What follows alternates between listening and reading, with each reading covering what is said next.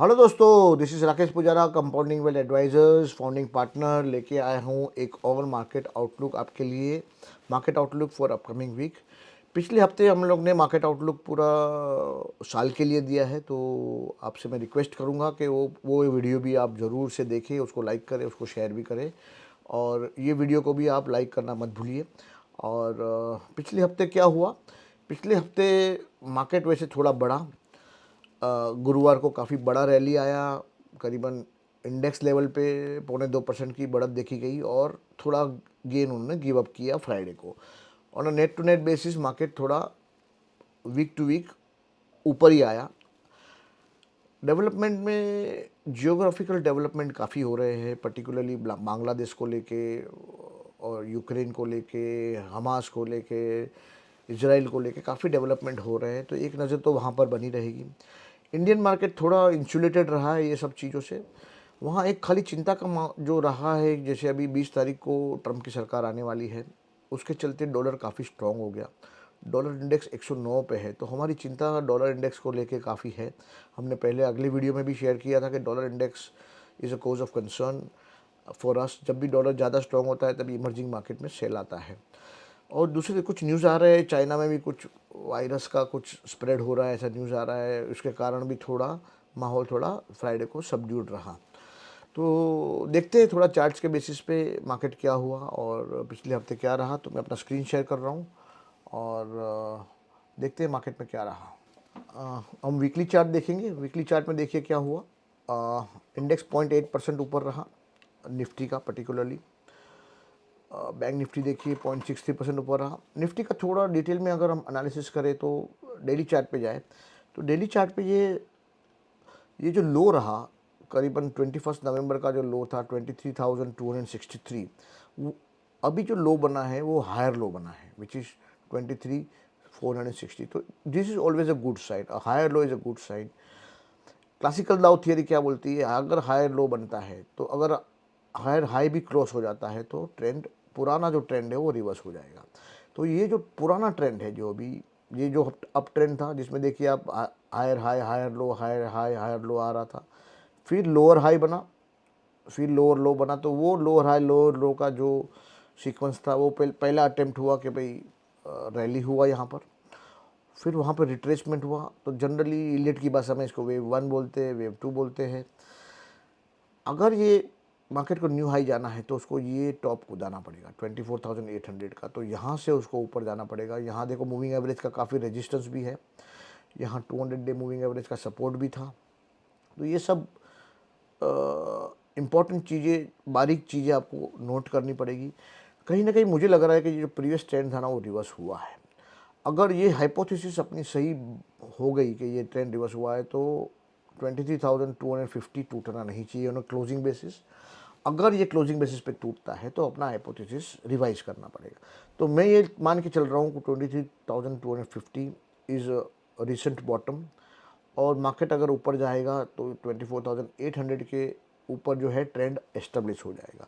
So I am looking to buy this market on declines. I am not looking to sell this market any मोर।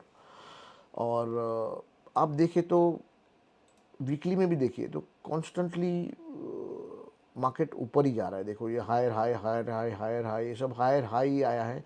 पहली बार ऐसा हुआ कि lower high आया। तो ये लोअर हाई को तोड़ना ज़रूरी है यहाँ से ऊपर जाने के लिए। अगर ये टूट गया, then you are looking at a deeper correction. तो मेरा हाइपोथेसिस करंटली ये है कि मार्केट डीपर करेक्शन में नहीं जा रहा है, और लोअर हाई जो फॉर्म हुआ है वो होल्ड करना चाहिए। और देखते हैं आगे क्या होता है। बैंक निफ्टी में मार्केट 0.8% अप रहा। वीकली में बैंक इंडेक्स 0.63% माइनस रहा, और फाइनेंशियल सर्विसेज 0.22 माइनस रहा। और मिड कैप सेलेक्ट जो था वो थोड़ा 1.8% ऊपर रहा। वो मिड कैप सेलेक्ट में पर्टिकुलरली मंडे जब भी उसका एक्सपायरी था, तभी 0.2% का बढ़त आया, वो बढ़त उसने मेंटेन किया। और स्मॉल कैप मिड कैप में इतना सेलिंग प्रेशर भी नहीं है। एफआई जो है वो सेल कर रहे हैं, जो है वो उनके पास जो स्टॉक्स रहता है, पिवोटल्स जो ब्लू चिप बोलते हैं, इंडेक्स बेस्ड स्टॉक होते हैं, वही उनके पास है। और उसी के कारण वहाँ पर सेलिंग आता है, तो उसका प्रेशर स्मॉल कैप और मिड कैप में नहीं आता है।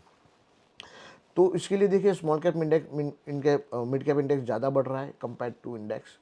देखिए ये भी 1.58% बढ़ा, ये भी करीबन 1.5% बढ़ा, ये भी 1.65% बढ़ा। मतलब स्मॉल कैप और मिड कैप में बाइंग बरकरार है। पर्टिकुलरली डीआईआई का पार्टिसिपेशन है, रिटेल का पार्टिसिपेशन है, म्यूचुअल फंड का पार्टिसिपेशन है, इसके कारण वहाँ कॉन्स्टेंट। और अक्टूबर नवंबर में प्राइसेस काफ़ी करेक्ट हुए, तो रीजनेबल लेवल आ गए काफ़ी स्टॉक्स के, तो वहाँ फ्रेश बाइंग देखा जा रहा है। एक जो चार्ट ऑफ द वीक है वो ये है ऑटो इंडेक्स। ऑटो इंडेक्स में हम पिछले 2-3 महीनों से बिल्कुल भी कंफर्टेबल नहीं थे, तो आपने देखा कि ये बिल्कुल करेक्टिव फेज में चला गया। ये 1, 2, 3, 4, 5, 6, 7, 8, 9, 10 करीबन 12 वीक या 13 वीक का कंसोलिडेशन और करेक्शन हुआ। और this is the first candle which is giving me confidence कि कहीं ना कहीं ऑटो इंडेक्स का भी करेक्शन ख़त्म हो सकता है। ख़त्म हो गया ऐसा नहीं बोल सकते, इतना स्ट्रॉन्ग कैंडल 4% का कैंडल जनरली रिवर्सल पे ही बनता है। तो ऑटो इंडेक्स पे एक ध्यान रखना चाहिए अभी for the upcoming week. Metal देखिए, मेटल डोजी बना है, अगेन इट्स अ साइन कि शायद ये जो डाउन ट्रेंड था वो शायद पॉज हो रहा है। रियलिटी इंडेक्स देखे करेक्शन आया, ये जो कंसोलिडेशन का फेज है वो रियलिटी में अभी भी चालू है। रियलिटी पे हम लॉन्गर टर्म में काफ़ी बुलिश है, लेकिन अगले वीक के लिए ऐसा लग नहीं रहा है कि कुछ ज़्यादा उसमें एक्शन आएगा। निफ्टी का कंजम्पशन इंडेक्स जो है, it has taken solas from the fact that DMart ने कुछ 17% ग्रोथ दिखाया। तो जो पिछले क्वार्टर में जो स्लो डाउन आया था वो कहीं ना कहीं रिवर्सल होता दिख रहा है। इसके लिए कंजम्पशन इंडेक्स भी देखिए 2.5% बढ़ा। सीपी इंडेक्स थोड़ा रिवर्सल देखा गया, उसमें पब्लिक सेक्टर में काफ़ी कुछ करेक्शन हो गया है, तो यहाँ पर भी एक पुराना ट्रेंड अब था, ये करेक्शन था, तो ये हो सकता है कि ट्रेंड रिज्यूम हो सकता है।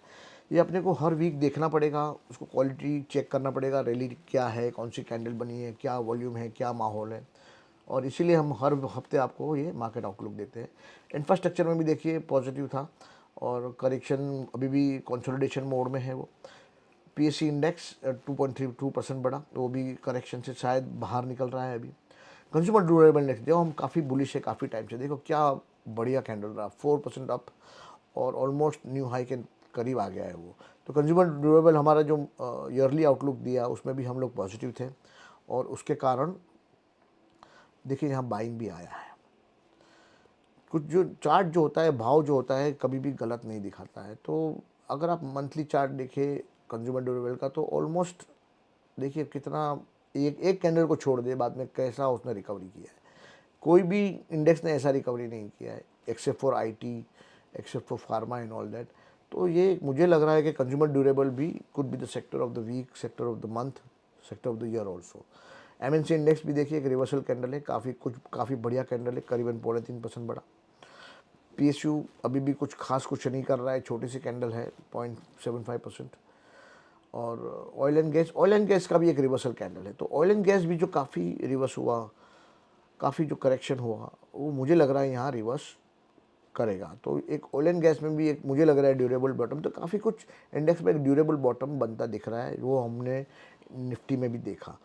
तो अगर मार्केट यहाँ से 4-5% का जोखम निकाल दो, बस इतना जोखम है, अगर इतना रिस्क अगर ले सकते हैं तो ये मार्केट में इन्वेस्ट करना चालू कर देना चाहिए, ऐसा मुझे लगता है।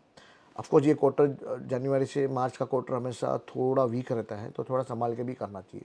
आईटी इंडेक्स देखिए यहाँ पर थोड़ा ऊपर बढ़ा फिर नीचे गया, और ऑलमोस्ट ये थोड़ी दोजी टाइप फॉर्मेशन है। आईटी इंडेक्स में थोड़ा H1B वीज़ा को लेके थोड़ा चैटरिंग चालू हुआ है यूएस में। काफ़ी काफ़ी लोग बोल रहे हैं कि भाई H1B के कारण उनका एम्प्लॉयमेंट जा रहा है, ये तो अभी वो देखना पड़ेगा जब भी 20 जनवरी को ट्रम्प आएंगे तो क्या स्टैंड लेते हैं, और शायद उसके लिए ही आईटी इंडेक्स ये वीक नहीं बढ़ा है। FMCG index like consumption index देखो काफ़ी रिवर्सल देखा गया उसमें। जैसे मैंने बताया डीमार्ट का जो 17% ग्रोथ आया उसके कारण कंजम्पशन के सेक्टर में काफ़ी लोगों को हो पाया।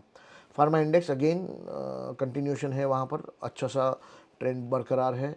ये जो साइडवेज करेक्शन हुआ थोड़ा डाउन गया, अभी वापस उसको रिज्यूम कर रहा है, तो it's a matter of time before pharma hits all time high. And FMCG index देखिए मैंने बोला ना, वैसे वहाँ पर उन्होंने रिवर्सल मारा हुआ एफएमसीजी 0.3%।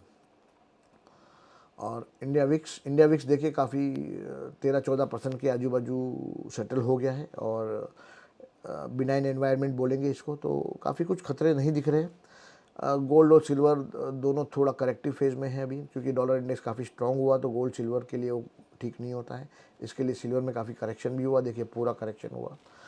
तो हमारा जो आँख है वो पूरा ये DXY पे लगा हुआ है कि DXY कहीं ब्रीदर ले, कहीं थोड़ा कंसोलिडेट करे, थोड़ा नीचे आए तो एक ऑल आउट रैली आए। लगता है ये स्ट्रॉन्ग होता जाएगा। देखिए फॉर्मेशन भी थोड़ा वरीसम है, ये reverse head and shoulder formation है, ये इसका नेकलाइन है। तो टेक्निकली जो टारगेट इसका 115 116 आ सकता है जो यहाँ पर है, और डबल टॉप मार सकता है। अगर ये वहाँ जाएगा तो अपना मार्केट भी परफॉर्म करना थोड़ा मुश्किल होगा। I am hoping for the best. लेकिन एक आंख अपना हमेशा डॉलर इंडेक्स पे बना रहना चाहिए। डॉलर स्ट्रॉन्ग होगा तो it's not very good for a market right now, लेकिन स्ट्रॉन्ग हो रहा है वो भी हमें दिख रहा है। तो थोड़ा निम्बल फुटेड ही रहना पड़ेगा, स्टॉक स्पेसिफिक रहना पड़ेगा, और ऐसे ही मार्केट को हम टैकल करते रहना चाहिए। तो ये डाउ जोन्स आप देखें, डाउ जोन्स पिछले हफ्ते कुछ खास नहीं हुआ, 0.6% डाउन रहा। S&P करीबन 0.48% माइनस रहा, और नास्डैक भी करीबन 0.25% माइनस। तो मतलब इंटरनेशनल में कुछ खास हो नहीं रहा है, और सिल्वर गोल्ड भी करेक्टिव फेज़ में है। हमारा मार्केट करेक्शन होकर थोड़ा अभी it's trying to find its own feet. तो हम भी थोड़ा निम्बल फुटेड ही रहेंगे। मतलब निम्बल फुटेड मतलब जैसे जैसे डेवलपमेंट होंगे हम भी थोड़ा फास्ट ट्रेक करेंगे, और डॉलर इंडेक्स पे हमारा एक नज़र बना रहना चाहिए, क्योंकि डॉलर अगर ज़्यादा स्ट्रॉन्ग होगा तो ये मार्केट को चलना मुश्किल। लेकिन स्टॉक स्पेसिफिक एक्शन काफ़ी बनी हुई है। Small cap index, mid cap index देखिए आप, यंग IPOs जो नए नए IPOs आ रहे हैं उसमें काफ़ी एक्शन है, तो वहाँ पर भी ध्यान देना चाहिए। तो मुझे लग रहा है कि एक आध वीडियो हम यंग IPOs पे भी करेंगे, और उसमें प्राइस फॉर्मेशन क्या बन रहे हैं। एक आध वीडियो हम SME में भी करने का सोच रहे हैं कि SME में अभी कुछ काफ़ी डीप करेक्शन हुआ है, तो वहाँ कुछ लेने के मौके बन रहे हैं कि नहीं बन रहे, वो भी हम चेक करेंगे। तो ऐसे ही हम वीडियो बनाते रहेंगे और आपको अपडेट करते रहेंगे। And this is all for this week. Rakesh Pujara signing off. Thank you very much. Thanks.